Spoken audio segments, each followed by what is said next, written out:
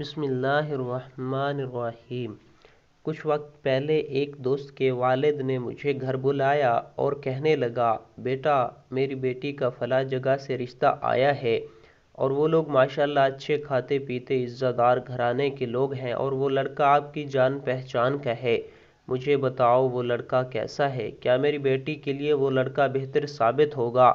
میں نے لڑکے کا نام سنا تو اسی وقت نفی میں سر ہلا دیا کہ نہیں انکل، وہاں شادی مجھے مناسب نہیں لگتی۔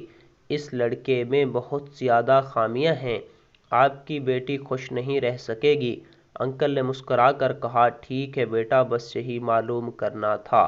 اس کے بعد مجھے کچن سے مچھلی کی خوشبو آنا بند ہو گئی اور ایک کپ چائے پی کر میں واپس آ گیا۔ کچھ دن بعد مجھے اسی دوست کی طرف سے بہن کی منگنی کا دعوت نامہ ملا۔ کارڈ میں نام پڑھ کر حیران ہو گیا کہ یہ تو وہی لڑکا ہے جس کے لیے میں نے انکل کو منع کیا تھا۔ بہرحال منگنی کی تقریب کے اندر میں ویسے ہی شرکت نہیں کرنا چاہتا تھا، دو تین نیک لوگوں کی ہی کیوں نہ ہو۔ منگنی کے بعد انکل سے ملاقات ہوئی اور مبارکباد دی۔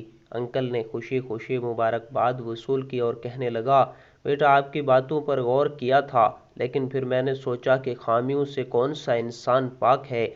اس لڑکے میں چند خامیاں ہیں لیکن اس کے والدین بہت اچھے ہیں، ماشاءاللہ کھاتے پیتے گھرانے کے ہیں، بڑا گھر ہے، لڑکے کا اپنا کاروبار ہے، اپنی گاڑی ہے اور اللہ سے امید ہے کہ شادی کے بعد لڑکے میں اچھائیاں آ جائیں گی۔ اور تو اور میرے دوستوں نے بھی تعریف کی کہ آپ کی بیٹی رانی کی طرح رہے گی، گاڑیوں میں گھومے گی۔ انکل کی بات سنتا رہا، مسکراتا رہا۔ آخر میں اس امید کے ساتھ دعا دے کر واپس آ گیا کہ انکل کی تمام باتیں سچ ثابت ہو جائیں۔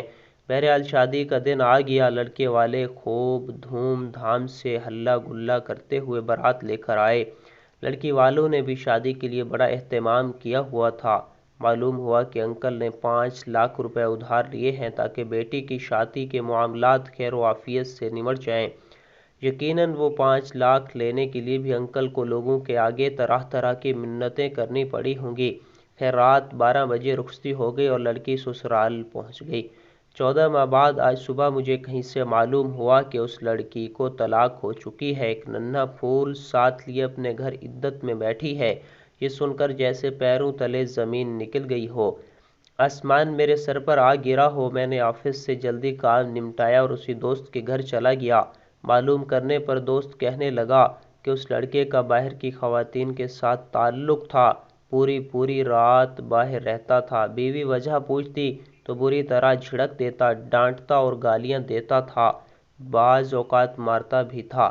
جب حالات حد سے زیادہ خراب ہوئے تو بہن نے بھی سامنے سے جواب دینا شروع کر دیا، جھگڑے اور بڑھنے لگے اور نتیجتاً لڑکے نے فوراً طلاق دے دی۔ میرے پاس کہنے کو الفاظ نہیں تھے، دعائیں دے کر واپس آ گیا۔ رشتہ کرنے میں دین دیکھو، اللہ کے احکامات پڑھو، رسول اللہ صلی اللہ علیہ وآلہ وصحبہ وسلم کی ہدایات پڑھو، کبھی رسوائی نہیں ہوگی۔ ایک بیٹی جس کی اتنی پیار و محبت سے پال پوس کر بڑا کیا، ہمیشہ سے اس کے ناز نخرے اٹھائے اور ایک پل میں بغیر سوچے سمجھے کسی مالدار جانور کے کھوٹے سکے کے ساتھ باندھ دیا کہ پیسے والا ہے بیٹی خوش رہے گی، یہ تباہ کر دینے والی سوچ ہے۔ یہ میاں بیوی کی بربادی نہیں، نسلوں کی بربادی ہے۔ لہذا رشتے کرنے میں دین دیکھو، اخلاق دیکھو، رشتے کرنے میں اللہ کے احکامات پڑھو اور رسول اللہ کی ہدایات اور زندگی سے سبق